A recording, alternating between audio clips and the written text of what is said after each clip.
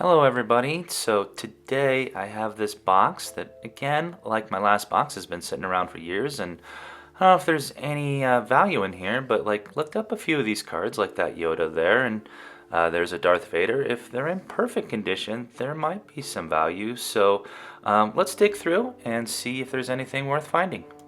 So this box actually comes from my daughter. She inherited it back a couple years ago. And because I'm doing the YouTube channel, she wanted to know if I'd go through it and see if there was anything valuable. The box is mostly 80s and 90s cards, so odds are probably not. But I did see the Empire Strikes Back cards, which did strike my interest. And so, as I said, if they're in good condition, who knows?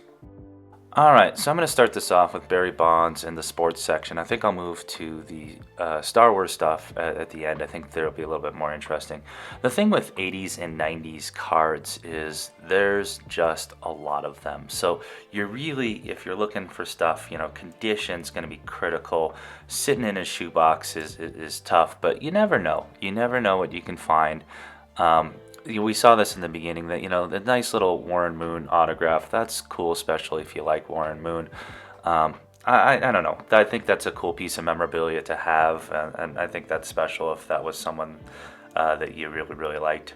But there are other big quarterbacks like Elway, Montana, and Marino. And this looks like there's football, there's also some basketball, there's a Randy Johnson, that's cool.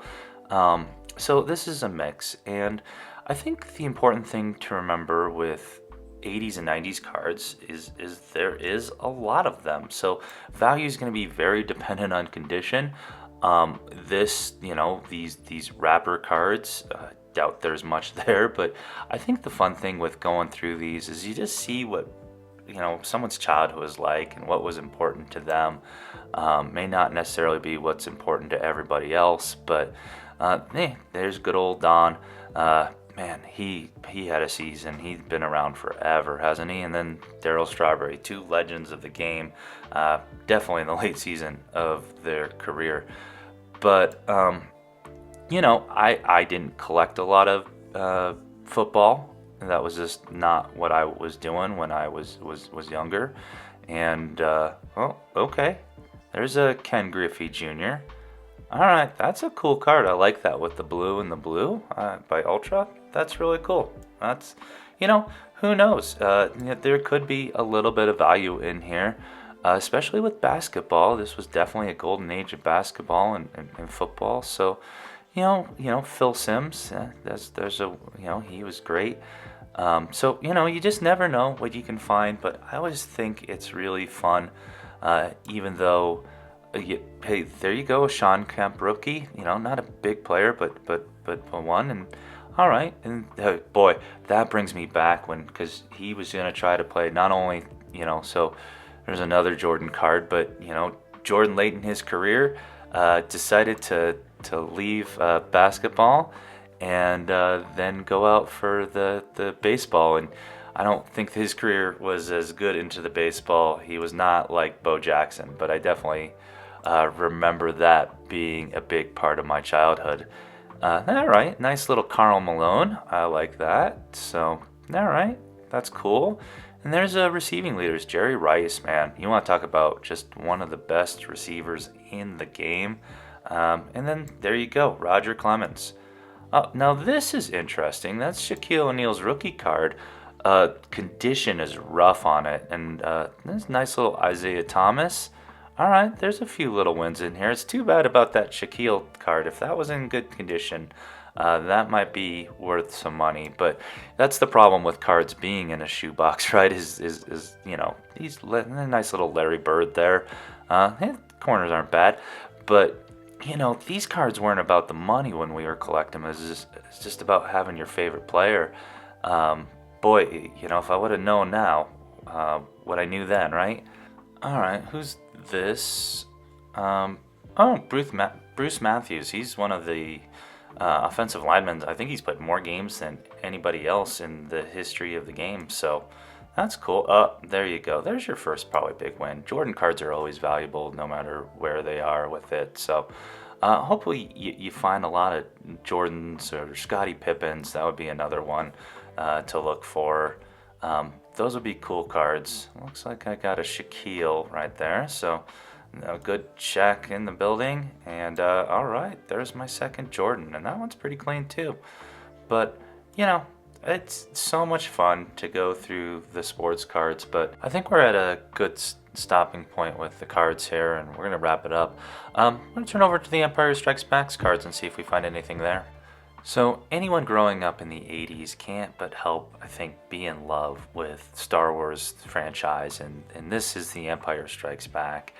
And I think this represents just the golden age of science fiction. So you had Star Trek in the 70s, but for me and for I think people my age, Star Wars was really where it was. And you know, seeing these different scenes, like there's the Cloud City, that was fantastic, or finding out that, you know, Darth Vader was Luke Skywalker's father, spoiler alert, right?